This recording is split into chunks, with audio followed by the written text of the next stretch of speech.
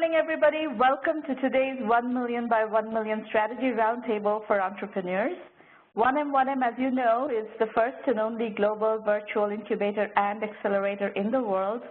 Headquartered in Silicon Valley with a global footprint, our mission is to help 1 million entrepreneurs reach $1 million in revenue and beyond, build $1 trillion in global GDP and 10 million jobs. This programming, the mentoring roundtables for entrepreneurs, have been happening for a long time. This is our 265th session, and it is our flagship programming from the organization to give you a trusted and safe community where you can come and discuss your business challenges and issues with people who know a little bit more than where you are in your journey, or just to sound things off. The event is being recorded. You will have the recording available on our blog as well as on the YouTube channel of 1M1M. If you're live tweeting the show today, please use hashtag 1M1M. And to join us on Twitter, you can follow at 1M by 1M and at Stromana. We publish a lot of very, very good content continuously through all our social media channels. The YouTube channel, by the way, is at 1M1M Roundtables. That's where all the recordings of the prior sessions are available. These are the call-in instructions. We're not quite ready for call-in yet.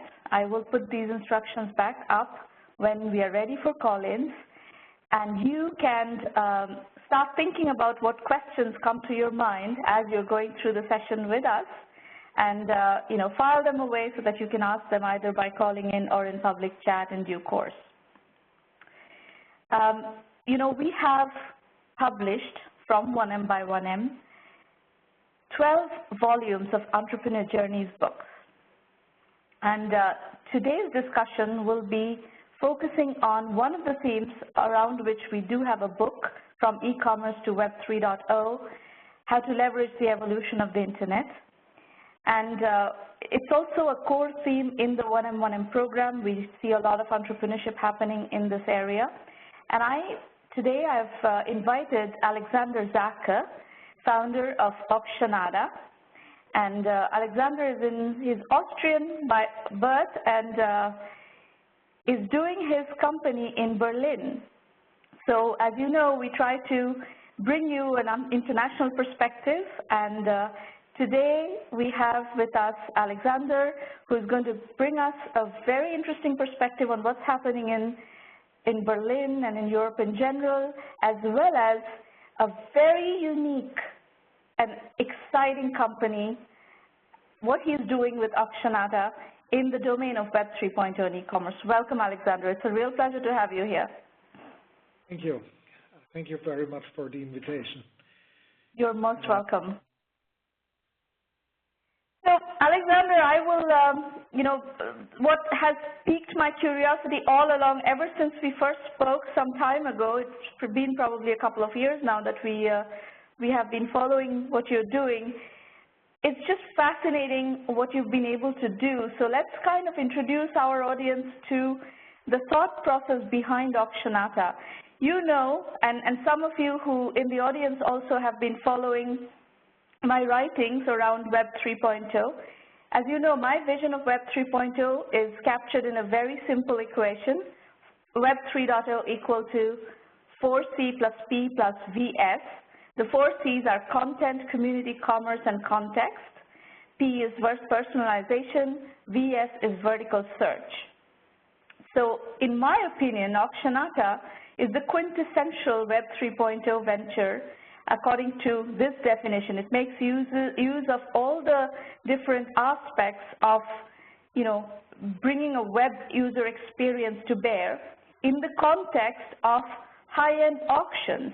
So Auctionata is a competitor to auction houses like Christie's and Sotheby's. Tell us more about what you do, how you do it, and the essence of Auctionata, Alexander. Yes, absolutely.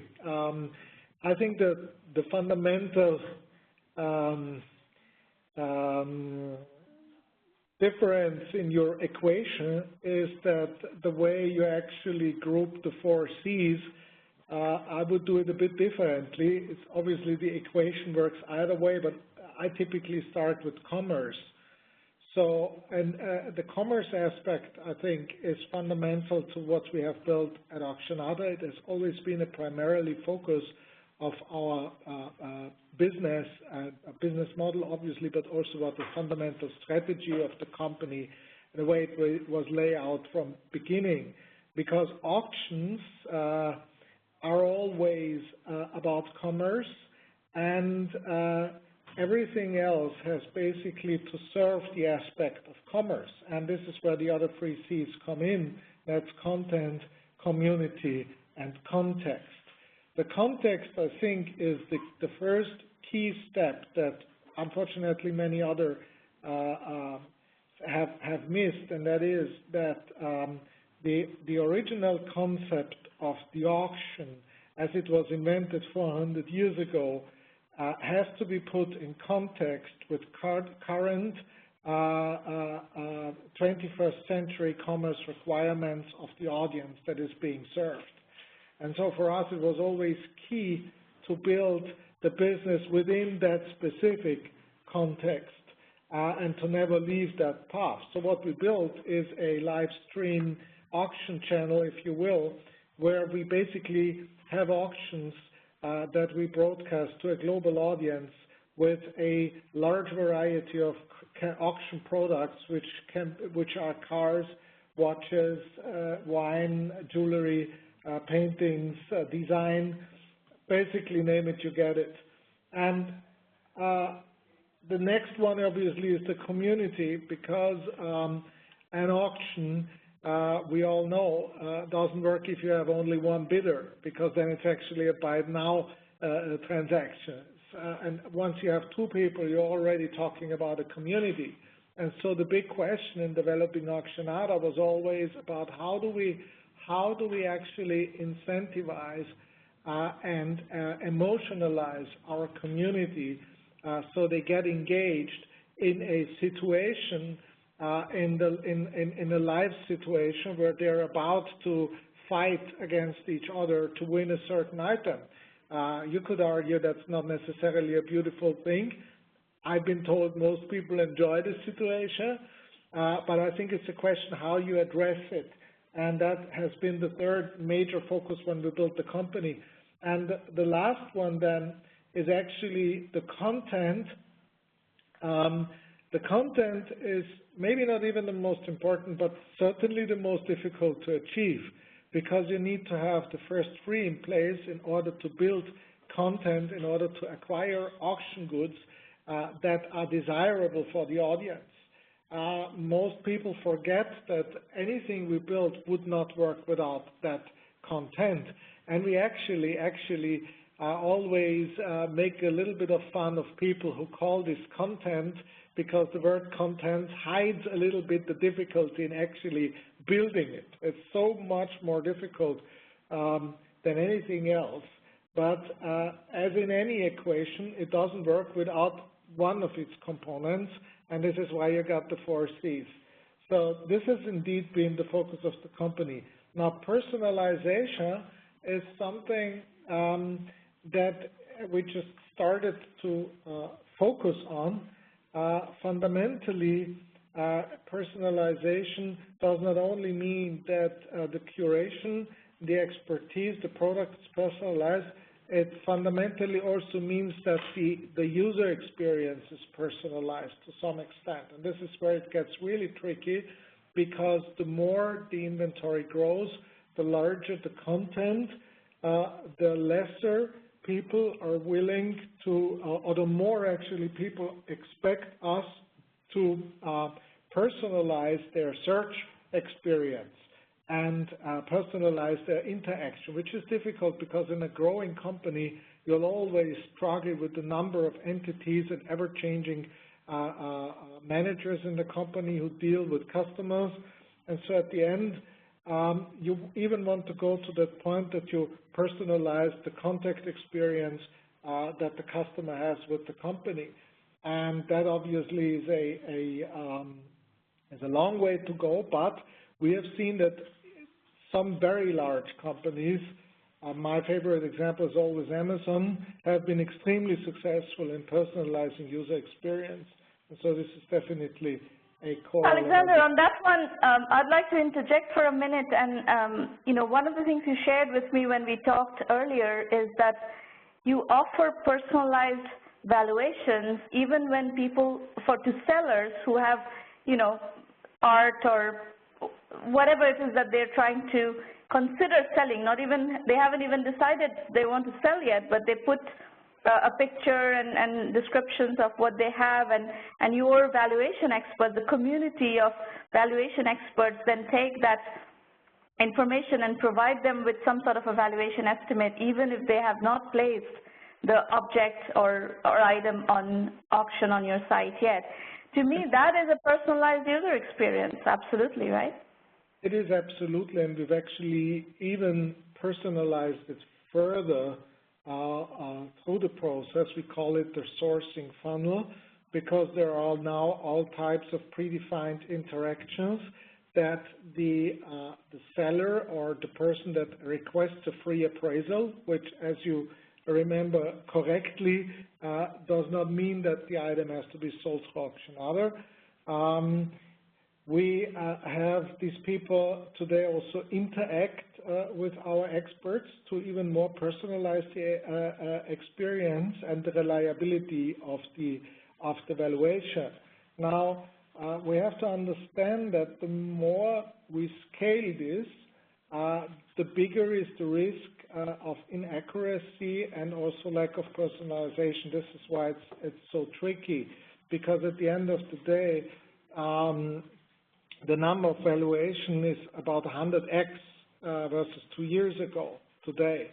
And so it is still a very personalized experience, meaning that you get 100% individualized statement. We never use standard text elements or whatever for appraisals, because it doesn't make sense.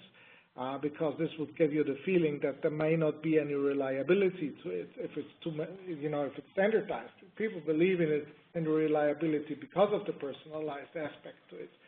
And so scaling this is obviously tricky. We're using now also mobile crowdsourcing technology to some extent, and in some categories, it's still in very early prototype mode, but it's being pursued, because we believe that the personalization at the end of the day can only be scalable if a number of steps in the sourcing funnel or valuation funnel, if you will, are followed in a manner that we deliver a highly accurate, personalized, free valuation to anybody who requests it. That is a lot of work, obviously. And the last one you have is vertical search. I think that this one speaks for itself, given that we are now launching new categories literally on a monthly basis. Last one we launched was antique garden furniture, not exactly a big category, but did very well in the start. It's very popular. And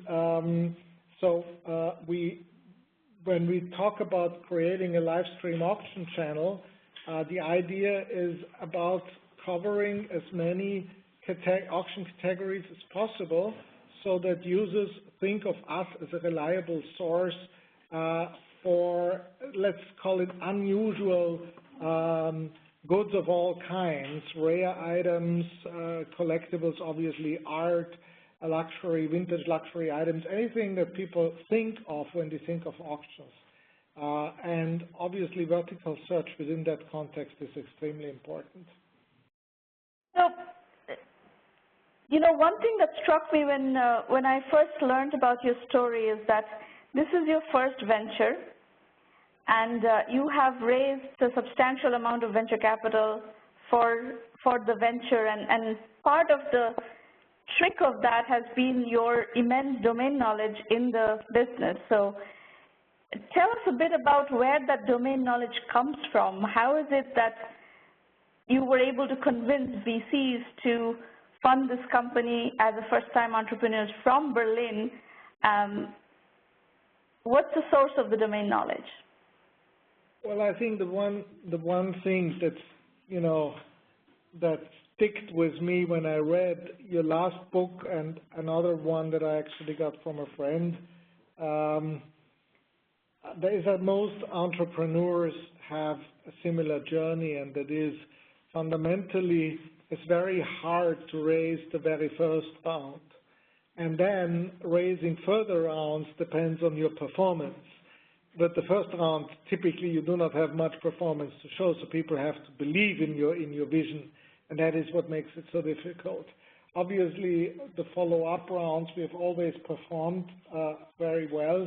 This is why in all rounds, all existing investors have always reinvested, which doesn't happen too often. The first round, I think, had a lot to do with the fact that VCs typically bet on three things. One is whether there is a market that they think will be disrupted at some point. Second one is obviously the size of that very market, and the third one is whether the founders have an expertise in that specific market. They believe that if the company is well funded and well led, that everything else can be built around those three basic components, but without any of them, the company doesn't have a chance to function. So, and that was the case here. Obviously, we're looking at an industry that's not been disrupted in a long, long time. And at the time, I brought in over 25 years of experience in the auction world, because I learned the business at the major auction houses, then found my own auction, worked a long time for and with eBay, while I was also running the family business at the same time. So I got a pretty good idea about how the auction market works, but what is even more important, I got a good idea what people expect from an auction, and also I have had an early understanding of how the internet might actually impact this, and how the auction may develop and the markets may develop as we are moving forward. And that turned out to be essential, because the one thing that I can tell you today, I couldn't tell you why exactly we have seen the growth we have seen in the past 2 years, but I can tell you that the one thing we did right is that we always sticked to the way we built the business, and I'm referring to building a commerce business in the context of the live auction. If we would not have made that choice very early, and if we would have left that path, I could not believe that we would be anywhere near the growth we are seeing today. So one of the fundamental assumptions in making this business work is that you are able to establish trust. Somehow or the other, the Auctionata brand has been able to establish a level of trust such that very high-ticket transactions are taking place on your platform. How did you achieve that level of trust? That is the first part of my answer. Is it is very true. I think we discussed, I think trust was the first thing we ever discussed at Auctionata.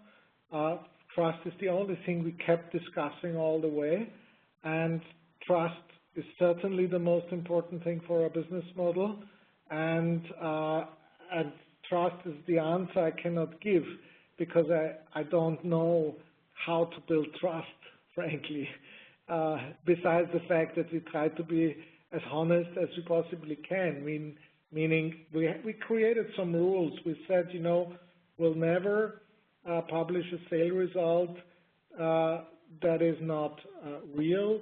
We'll never, communicate numbers that are not real. We never, we make all our terms transparent. We make our contracts transparent. We make our team and staff transparent. We make our policies transparent. We try fundamentally, when we have an auction with a sale result of only 10%, which is not good, we publish that on the website as well as our super great successes. They're all there. We feel that by doing so, we're not many people came to us and said, sometimes you have only 20 people in the auction room when you do a small auction. Why do you show this number? I think, numbers become only relevant if you show the real numbers, because I believe that people have a very strong instinct. They do not know, but in general, people know always the truth, and they can put real and fake numbers very well apart. And many people would not admit that they do an auction, which is sometimes successful, sometimes not. Sometimes we have 1,000 people in the room, sometimes we have 20 people in the room. But the 1,000 people in the room become only true when you show the 20 as well, because then people understand that this is real and live transparency. And I think this is only part of the whole thing. At the end of the day, the whole concept is that we show the items that we have in our possession. We're selling on behalf of the sellers. We show the first names of the bidders and their locations and the bidding increments. So there's a lot of things to see, and we let the community make their judgment whether they believe what is real. Now, the interesting thing is that the growth we have seen at Auctionata is not only in sales and in consignments and in revenues, but it's also specifically in the average value of any item sold at Auctionata quarter over quarter. And when we started, that number was below 1,000 euro, and in this specific month we're seeing here it's significantly over 10,000.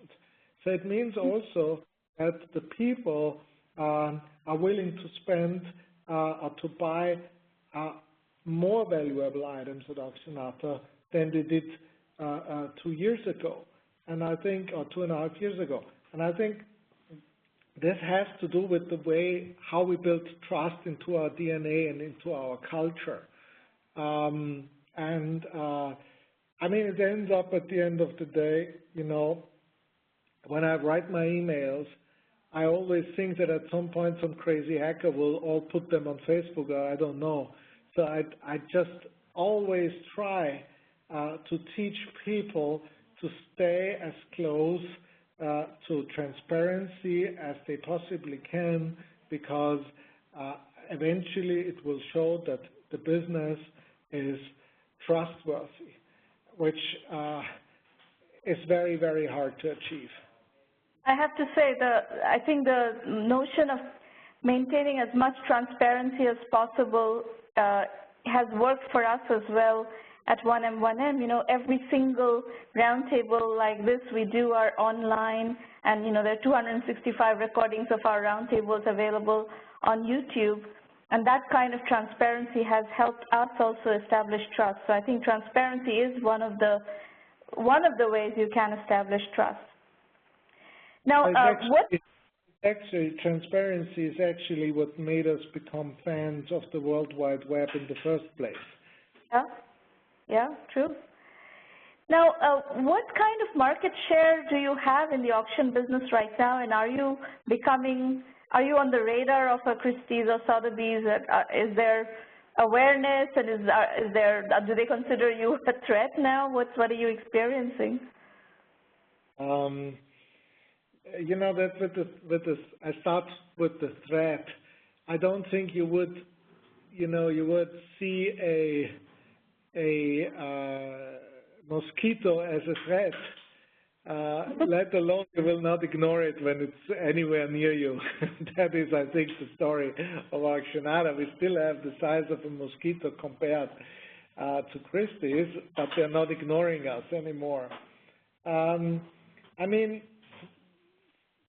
fundamentally, we are now in our second full year of business with our live stream auctions, and we'll be ending this first half year with close to 40 million US in revenues, and obviously we're much closer to our next near-term target of achieving over 100 million in revenues this year, which is obviously very fast growth. And I think at this point, the major competitors can easily calculate how long it will take for us to become a threat for them. Now, here in Germany, we're already, with the revenues we have today, we are already the largest auction house in Germany by revenue, and one of the top 5 or top 10 in Europe. The largest auction house in Europe makes roughly 200 million. So within 12 months from now, we will, within 18 months from now, we will have this size. And so we are being taken very seriously by our immediate competitors. In some areas, we already can see the impact we have in Germany. One example is Chinese art, where we have come very close to the leading auction house in Germany in revenues, and I've already heard the rumors in the market where people are saying they underestimated us. What most traditional business people fail to understand is the essence of growth. We all know that when growth is in the DNA, beyond a certain age, when we get older, we have these situations where we meet old friends and their kids, and when we see the kids, we cannot believe how much they have grown in just a year or two. So we, as human beings, as a tendency, we always underestimate growth, and that is the case here. As opposed to that, I have always tried to stay under the radar as much as possible. This is why I like so much this type of interview, because this is tech-focused and Silicon Valley-focused, and no German auctioneer will ever listen to it. It's good for us. We try to stay on the radar as much as we can. We just soberly communicate our numbers, but obviously you can only stay under the radar for a certain point, and we've seen that regionally our market share is being taken very serious. So what are you expecting in terms of, your business distribution? Right now, of course, Europe is very big, and it sounds like you have very good penetration in China because of your expertise in Chinese art. What's the distribution of your business between Europe, China? What are your plans for America, or what is the business in America now? So we always have to separate when we talk about business that on the customer, on the buyer side, the distribution is already very global, meaning that actually the U.S. on the buyer side is our largest market. Okay. And China is second, and then Europe is third, and in Europe it's the German-speaking region, more or less equal with the UK, and then the rest of Europe, and in between you even have the Arab countries and Russia. So it's already a very, very global buyer base. But in order to build the buyer base, we would not need to go anywhere outside of Berlin. However, the sourcing business is a more local business, because the seller is expected to consign the item physically into one of our premises. And for this reason, we have launched the U.S. business and also regional locations in the United Kingdom, in Spain, in Italy, in Switzerland to facilitate physical consignments of auction goods. And we will keep expanding across Europe and also on the American West Coast.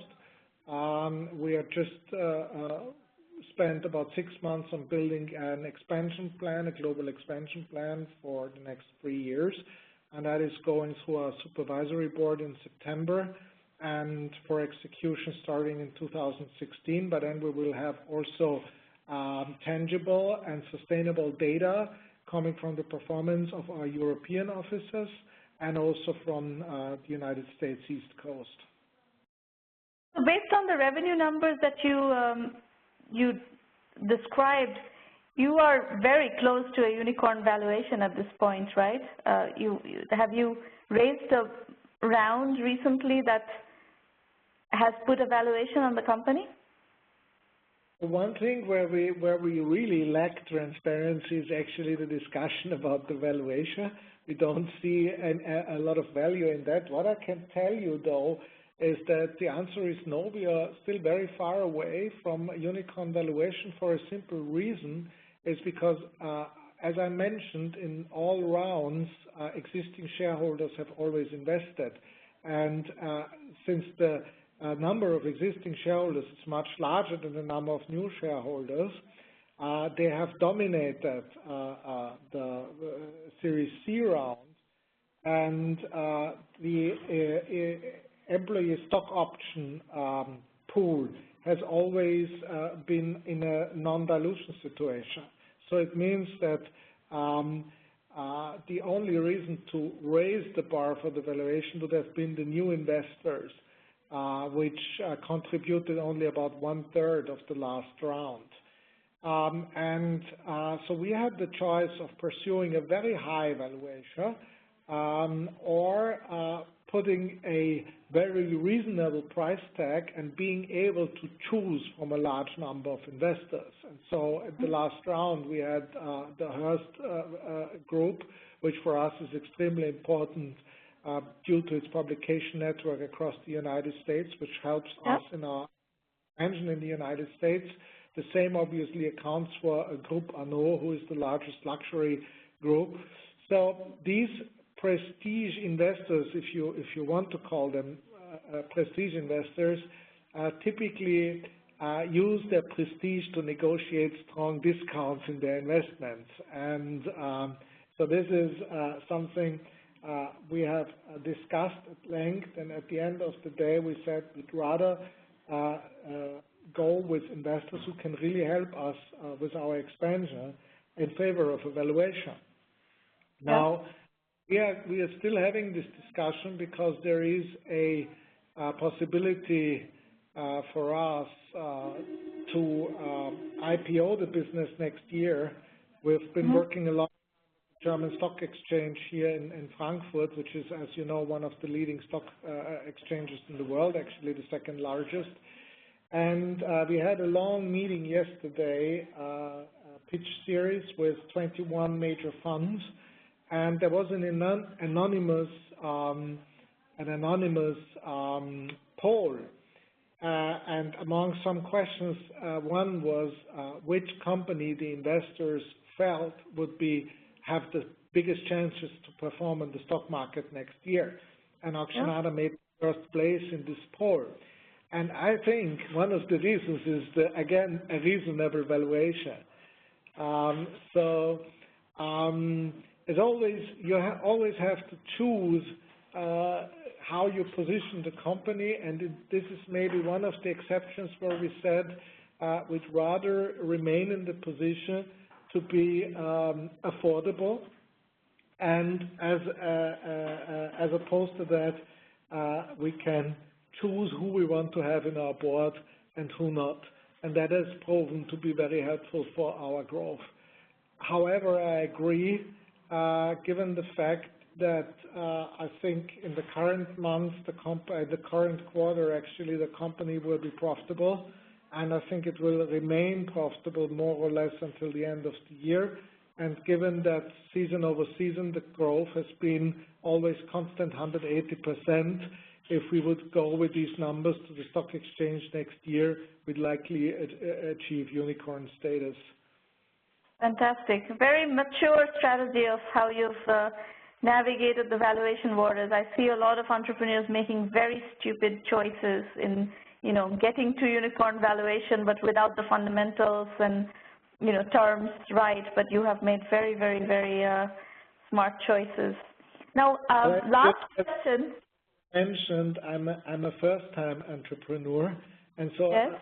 I did have no choice but to listen to my advisors, and that was the early-stage investors, and they have a lot of experience, and so we built this strategy, and I think that's the reason why we were successful.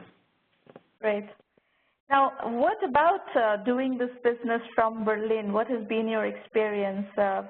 Was it easy, difficult, particularly advantageous, disadvantageous to do it from Berlin?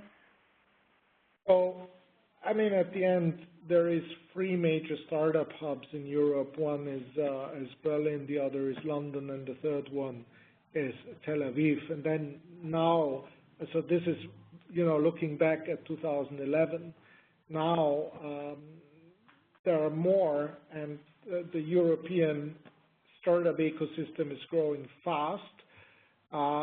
I think Berlin has a number of very strong advantages. The first one is that it is a fantastic city to live. It's attracting a lot of young people that love the city. The second one is it's very cheap.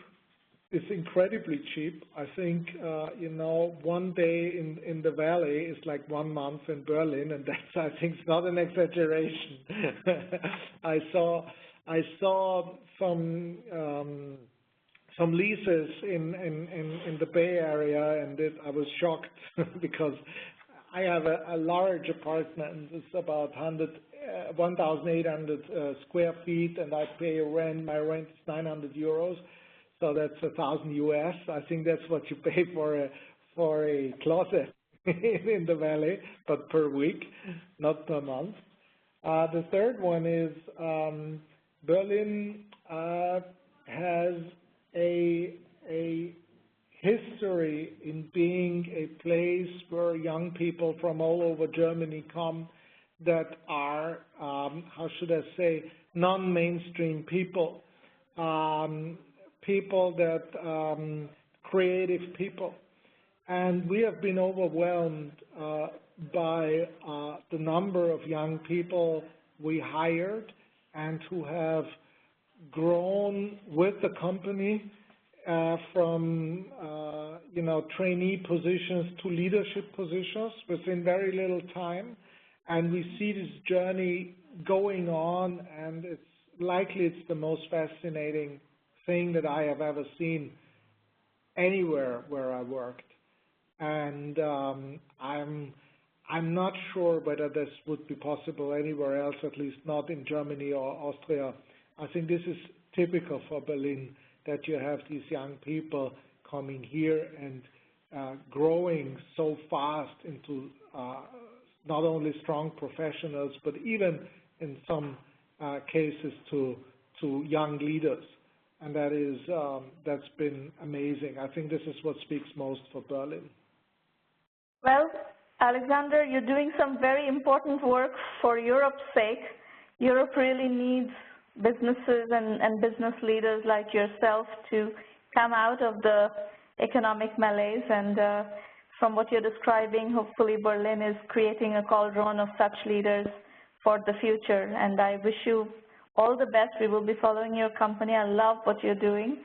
It's great fun, and it's great to see that it's a fundamentally successful business, and I actually think that you're going to give Christie's and Sotheby's a run for their money in due course. Maybe another 5 years is going to be a really serious threat. So good luck, and thanks for coming. And I think you will be there in 5 years to tell me where we stand, and I guess I will be there as well. So let's look forward to it. Thank you for the invitation, and I'll see you soon again. Yes. Bye-bye. Bye-bye. Folks, we're going to move on to the mentoring section of the program today. We'll start with Payal Lal. Payal from Singapore, would you please unmute your line and tell us what you're working on? Yeah. Hi, Shramana, and hi, everyone else. Thanks for taking the time to listen to my pitch. It's really great to have so many people willing to listen and give you advice and feedback. So I'd like to get some feedback from you on a project I've been working on for the past couple of months. It's called Social MOOC Taker. For those of you who don't know what MOOCs are, the M-O-O-C that you see between the social and taker word on the slide, these are online platforms like Coursera and edX, which offer online courses to the masses. What my project does is that it provides a social tool for people taking these online courses, because currently that seems to be a problem. Shramana, could you go to the next slide? Thanks. So the problem I'm trying to solve is the lack of social features in online education. In current MOOCs in online courses, the kinds which are offered on Coursera and edX. They have discussion forums, but all that those discussion forums do is allow you to post questions and take answers, so there's no direct interaction between students. And what's interesting to me about that is that college graduates who come out of brick and mortar schools and colleges say that peer learning was one of their most important experiences in their traditional education, but e-learners and MOOC students don't have any way to do that online. They learn behind the screen in isolated environments. And research has shown that, that having this social activity increases your engagement level and your retention rate. So it's an important aspect of the education which is missing from e-learning. Could you go to the next slide? So the value proposition that I'm offering is providing this social learning and increasing the engagement through that. I'm trying to create a mobile app which connects people taking these MOOCs to a study group, to a small study group of about 10 people. And through that, people can interact with each other, discuss their course on a WhatsApp-like chat, and meet other people taking the same course, but in a more intimate form, not as discussion forums introduce people at a very mass scale as do Facebook groups. This would be far more intimate than that. Could you go to the next slide? The user acquisition strategy here is to go through MOOC professors, people who are teaching these online courses. These could be professors at a university or trainers, instructors who just instruct through videos online. So we approach them and we ask them if they're interested to use this app for their course. If they are, we list it on our app, and the professors or instructors can direct their students to use the app. They can basically post on the announcements page, send them an email, and encourage them to find a study group on this tool. Could you go to the next slide, please? As far as customer validation goes, we don't have a product yet, but what we do know is information we've got through our 50 user interviews, in which we've discovered that people want this intimacy in online learning platforms. And the other thing we've discovered is that they aren't very open to giving WhatsApp, to giving their phone numbers online or their Skype IDs. So they need something which connects them without having to reveal all this personal information. We've also seen a positive response from course providers like professors who want to use such a tool because they want something that increases the social engagement and also something that's on mobile. Could you go to the next slide? So that's all I have for you today, but I would love to hear your feedback. If anyone from the audience has suggestions or comments, please feel free to email me.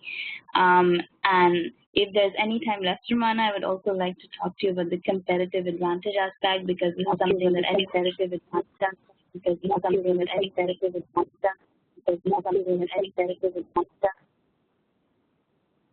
So, Payal, my first feedback is that I think it's an interesting idea that you want to get peers together to work together on MOOCs. I like that concept, but from my perspective, I would probably find it most compelling if you had a peer group that are local, people who can get together.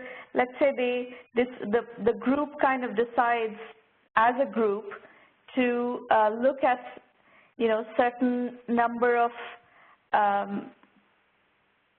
MOOCs, that certain subject that they want to master, certain, set of MOOCs that they want to study together, and they kind of get on a schedule. They have regular meetings, meetups, where they come and discuss their, what they've studied, what they've heard in the MOOC lectures and so forth, and then they come and discuss, exchange notes, etc. And that user behavior, I think, would be viable if you can put together something that has a local element to it. So my take on this is the local element in your product design is going to be very important. Secondly, I am not convinced of your ability to acquire customers through the people who are giving these courses. It maybe not. That's one that I have a question mark around, that needs more validation and needs more more thinking in the product design and in the application design of what would really engage the course givers to want to use your tool to activate their students. So it's kind of like almost a bi-directional thing. I would think that if the course givers would encourage people to use your tools, use your application, if you are bringing them course takers as opposed to the other way around. So I don't completely buy into your customer acquisition strategy. You need to come up with some other means of acquiring customers. But if you are able to crack the code on acquiring local groups of students who want to take MOOCs together and form study groups around those, that value proposition I actually think is an interesting value proposition. And if you can actually figure out a customer acquisition strategy and a local, strategy of putting local groups together, I think that has built-in competitive advantage. It will be very difficult to do, but if you can do it, that's going to have competitive advantage.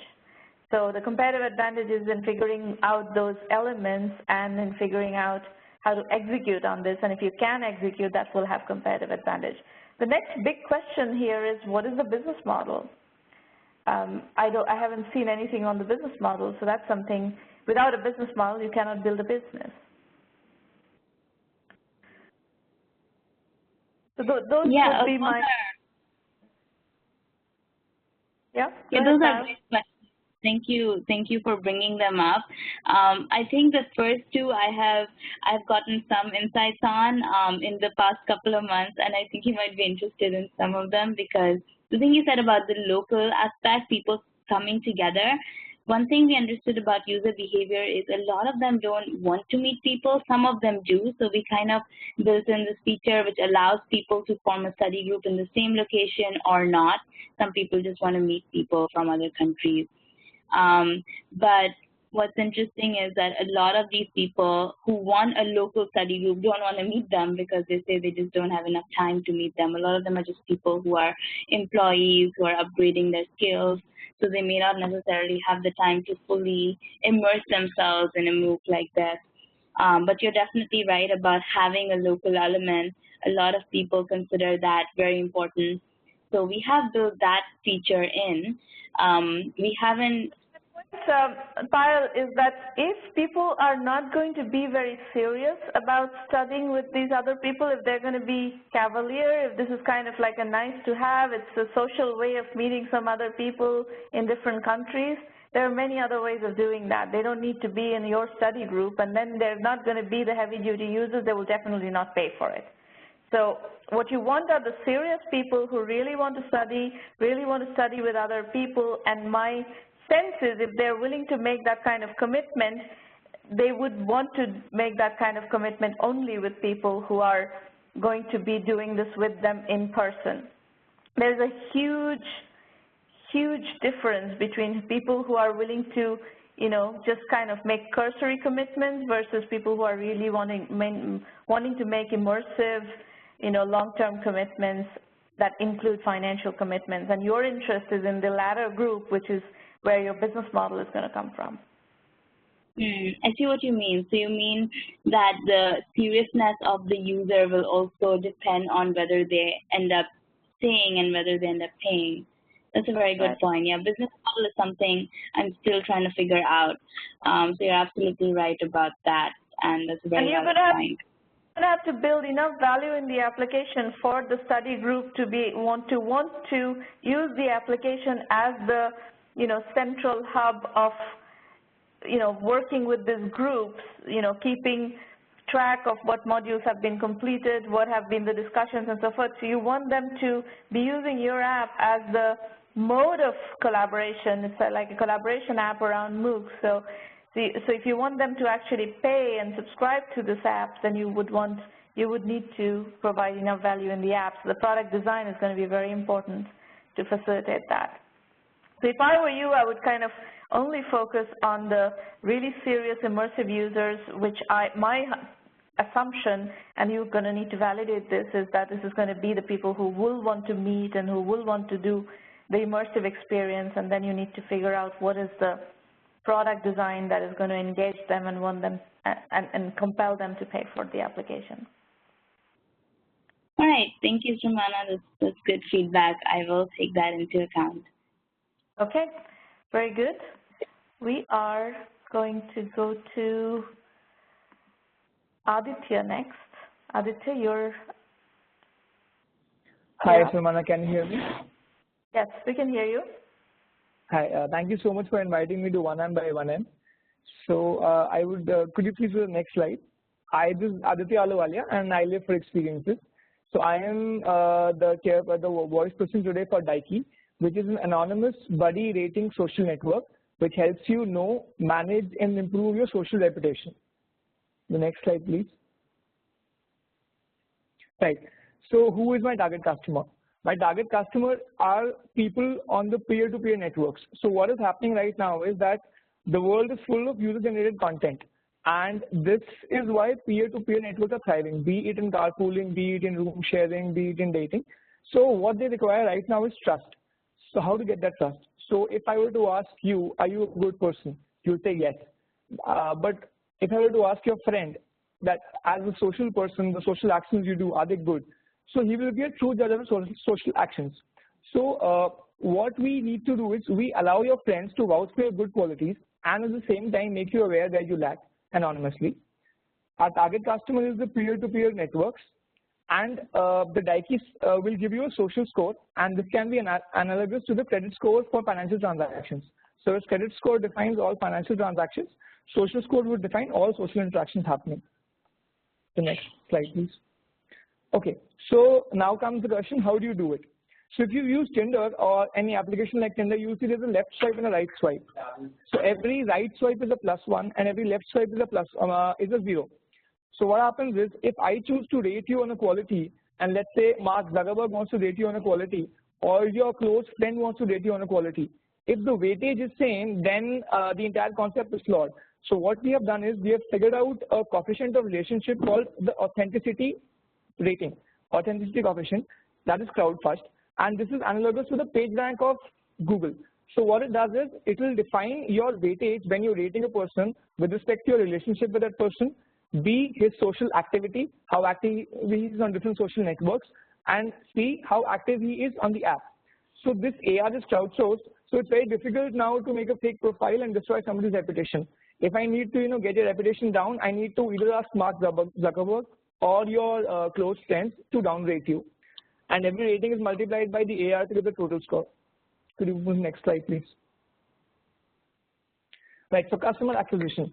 What we feel is that the primary 3 areas of customer acquisition will be living, dating, and hiring. And that is why we are moving forward with the go-to-market strategy of starting this app with a feature called Discover.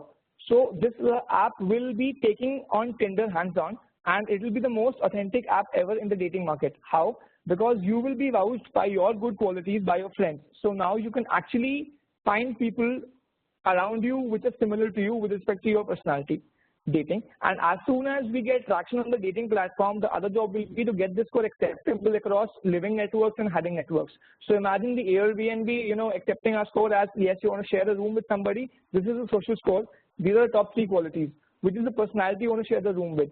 Which is the kind of personality you want to hire? So currently, the amount of searches and the spent by organizations which verify people is immense, and they look at all the social networks to verify people.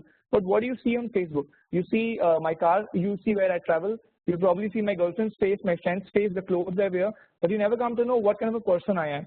So this will show you in 5 minutes what kind of a person you are, the social score, the authenticity rating, and the top 3 qualities.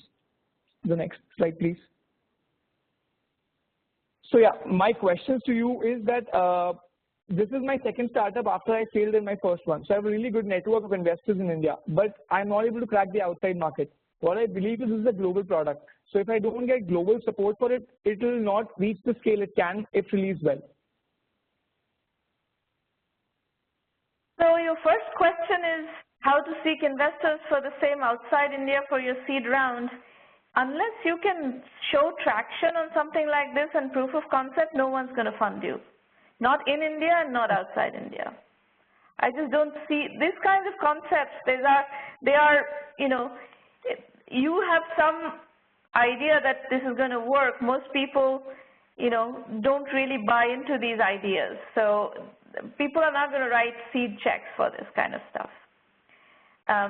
Typically, B2C concepts that are, you know, at some level that are kind of far out there concepts, this is a pretty far out there concept, don't get any seed funding. So the only way you can make this happen, if you want to make this happen, is by self-financing it, bootstrapping it, maybe friends and family financing. But be careful about it, because this is the kind of concept that also eats up a lot of capital, and financing projects like this is very, very difficult.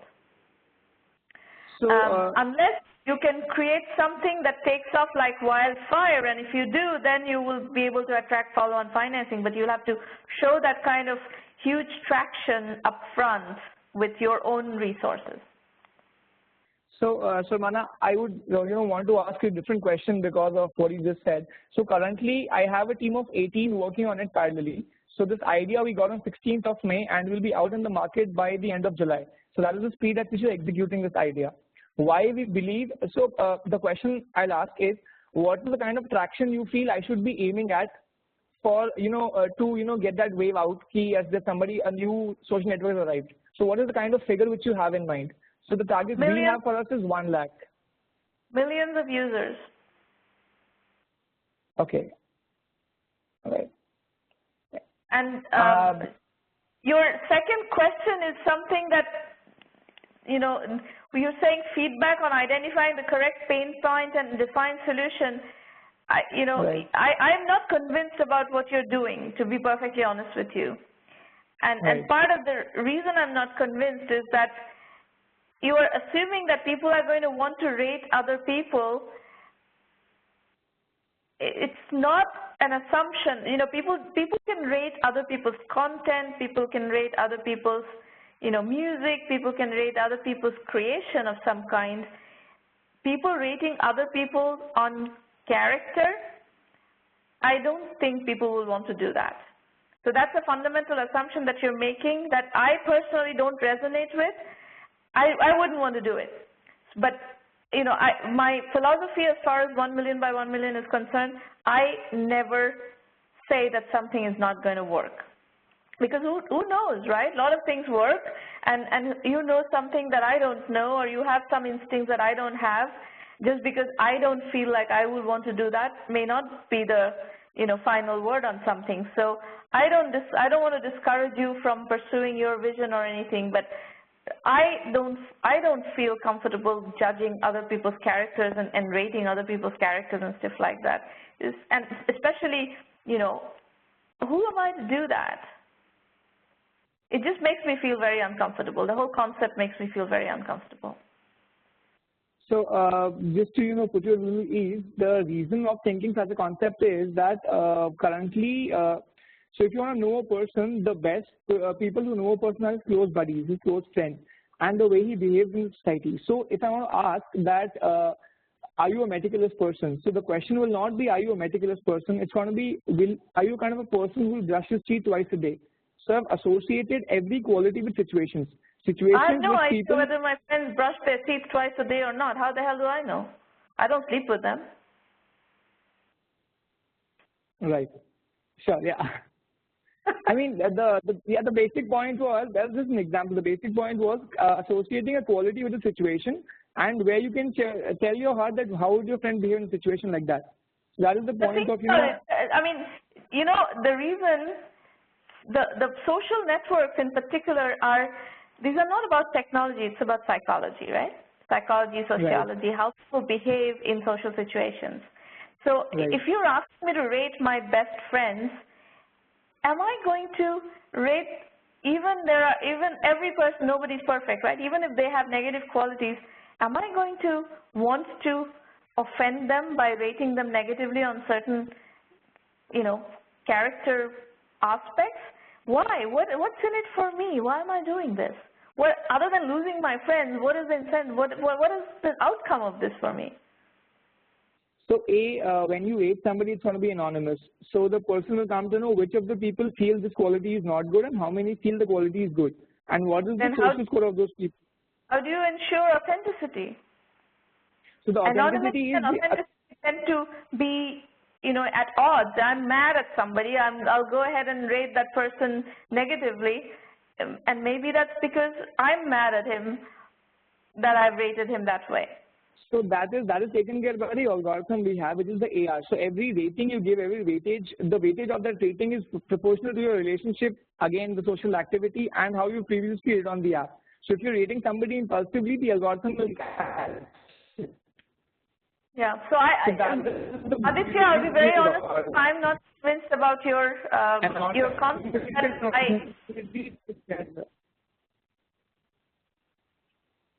Can I finish? Yeah, sure.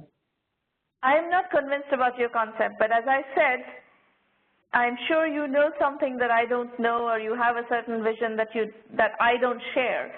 That doesn't mean it's not going to work. So you're going to have to validate it. You're going to have to deliver traction, and you have 18 people working on it. Deliver something, test it out, learn from the market, learn from the user base, and see if you can create something that's worthwhile. Sure. Thank you so much. You're welcome. Okay, folks.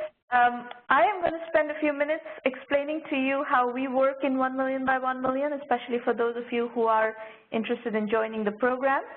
And then we'll go to open Q&A.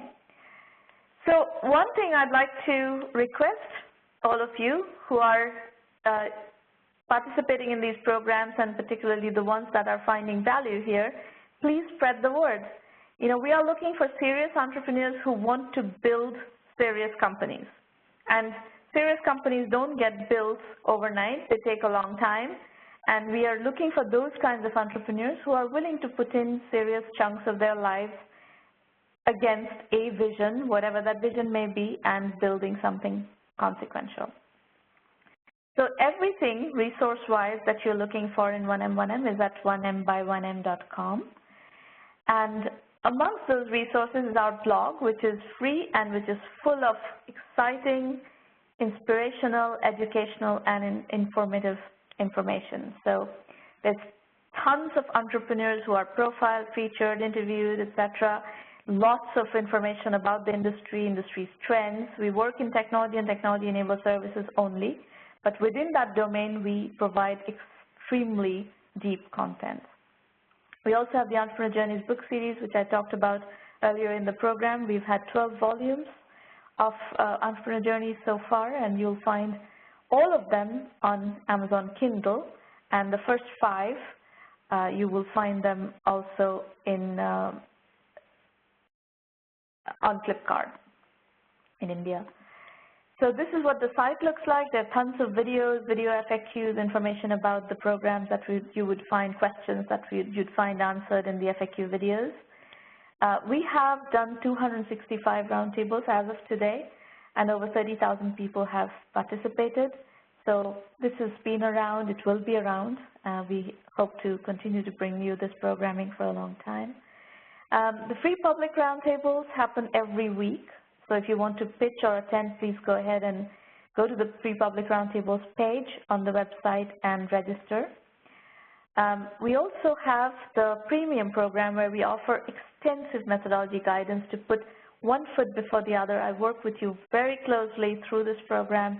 We have a terrific curriculum where we have had 600 plus entrepreneurs, serious, experienced entrepreneurs who have helped us develop this curriculum, offering their case studies, their advice, their journeys, and we've woven all of this up into something really powerful and really easy to learn from in a very accelerated schedule.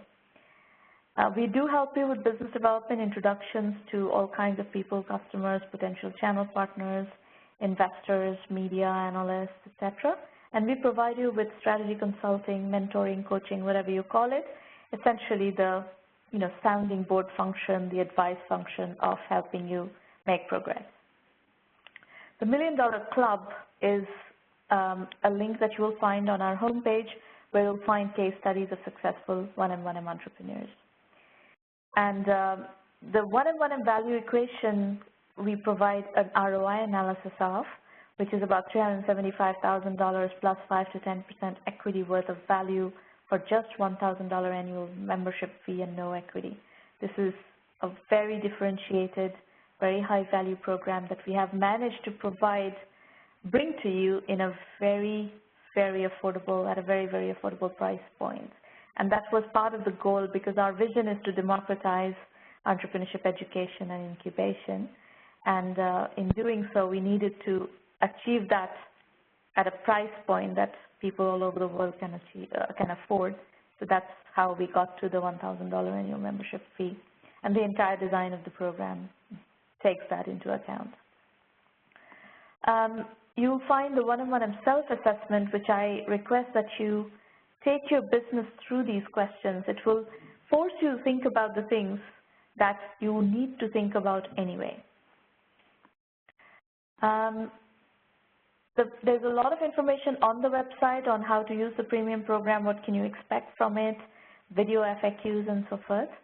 The curriculum is taught with case studies and video lectures, and you can do that on your own time. You can, go through the curriculum, work on specific aspects of your business using the curriculum, and then you can come to the roundtables to work with me. I'll work with you on your specific issues, specific topics, specific challenges that you're trying to get feedback on, trying to get strategic guidance on, and that's the modus operandi in the program.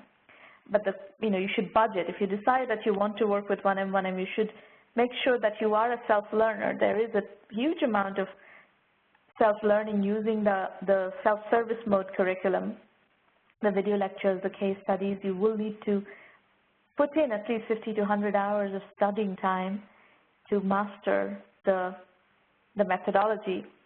But the other side of that coin is that if you do invest that energy and that effort and that time, we can guarantee you that you will be severely, seriously more advanced as an entrepreneur than where you would start the 1M1M program. And frankly, I would recommend that unless you're willing to put in that kind of energy, put in that kind of commitment, don't join the program. This program is not for everybody. If your need is to be spoon-fed and so forth, this program is not for you. This is for people who are very self-motivated and self-starters and so forth. And in a way, I kind of want that as a self-selection point because entrepreneurs, unless they're self-starters, unless they're self-learners, unless they're self-motivated, tend to not be successful. So we've kind of designed the program to only attract certain kind of entrepreneurs, certain kind of members, and those tend to be the ones that have the most have the characteristics that result in success most of the time. Now, as far as the curriculum is concerned, there's a core set of topics that you need to master. Those are bootstrapping, positioning, market sizing, customer validation, financing, team building, and customer acquisition. And on the electives, we have Web 3.0 and e-commerce. We had a discussion earlier today about this topic. This is a big topic in the program.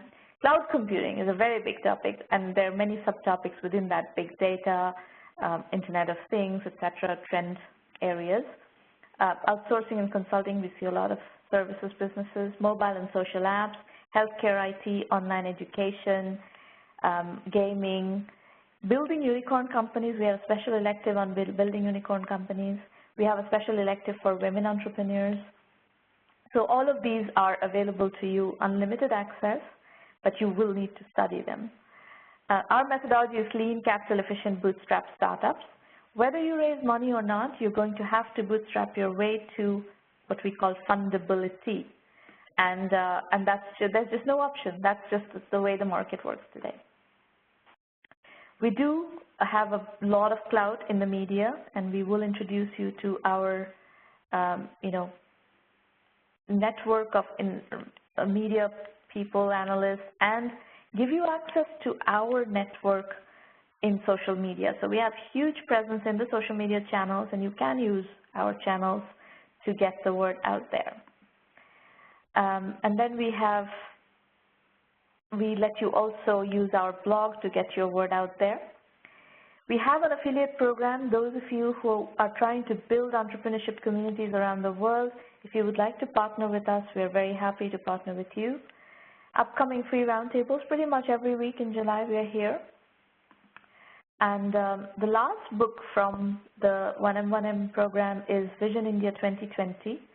This book contains 45 billion-dollar business ideas. If you still haven't come up with an idea, this is a book that you could study to kind of trigger ideas.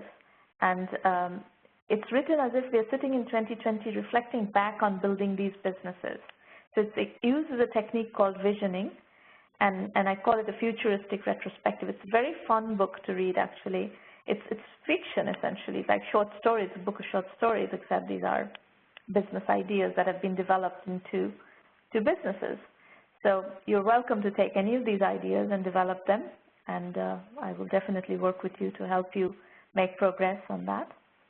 You can morph these ideas. You can, use them as is. Whatever makes sense, we'll, work on whatever you choose to do based on your Vision India 2020 ideas.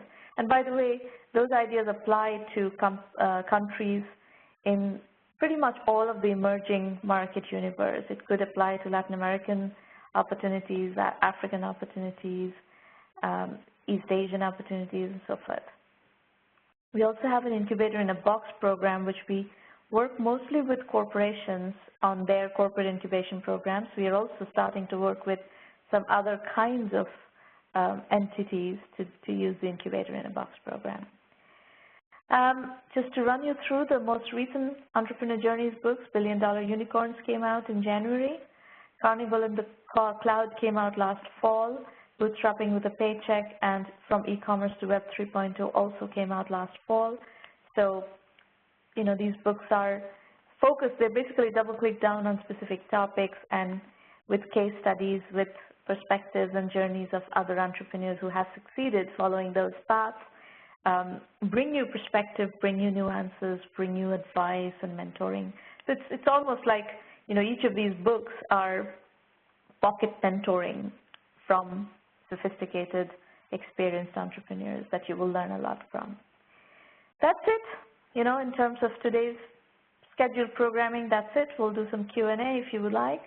If you want to call in, please follow the public chat, please follow the instructions on the slides, or you can also ask questions in public chat. Don't send me private messages, by the way. This is a public discussion right now, so send your chats to all participants.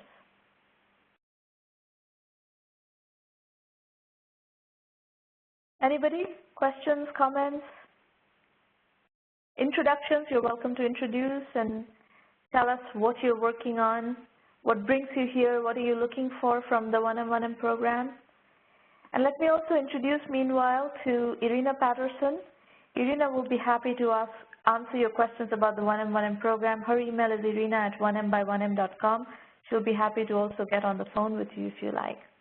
Sean, if you have a question, please go ahead and type it in public chat, or if you'd like to call in, you're welcome to call in using these numbers.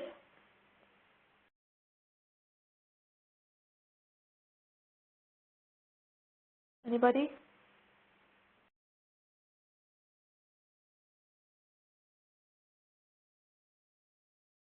Do you not feel that a person who has a business idea and does it part-time? Yes?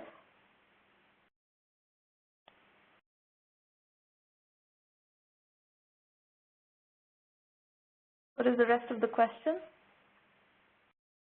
Can be successful without killing themselves from exhaustion? Well, it depends on, how you manage your time and what your energy level is. We have lots of people. We've known lots of people, and in the Bootstrapping Using Paycheck book, we have provided lots of examples and case studies of people who are working part-time and building businesses. So they obviously haven't killed themselves. They have built successful businesses. So it really depends on what your energy level is and what your stamina is. People are different, Different people have different levels of capacity for work, different priorities, different, if you have a family and if you want to spend a lot of time with your kids and with your, spouse, and you don't want to spend that much time working, this is probably not the right path for you.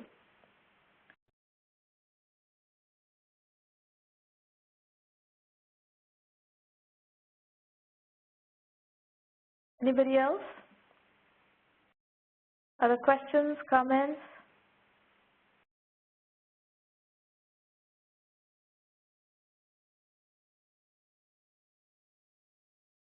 Suhani Naidu. Hi, question. What would you suggest a full-time employee having some business ideas to work on? At what moment she can opt out of job and get into full-time startup? Again, that depends on your situation, If you, depending on what your financial resources are, what your savings are, what your cash burn rate, what your cash needs are to support your family, etc. It's a very subjective question. There's no one answer. People sometimes validate and then get out of their jobs and start pursuing full-time. Some people take it slowly and work all the way in that mode to the point where they are, generating revenues, some even up to break-even. And then once they join full-time, they have a break-even business to then take forward to the next level. So there is no one answer, one solution to this question. It's very dependent on what your situation is and what your level, what your cash balance is, what your, cash burn is, etc., even in your personal life. If you have children in college, for instance, then your requirements are different from somebody who's a single 22-year-old with no liabilities and no responsibilities. Does that answer your question, Shuhani? Anybody else? Questions, comments, feedback?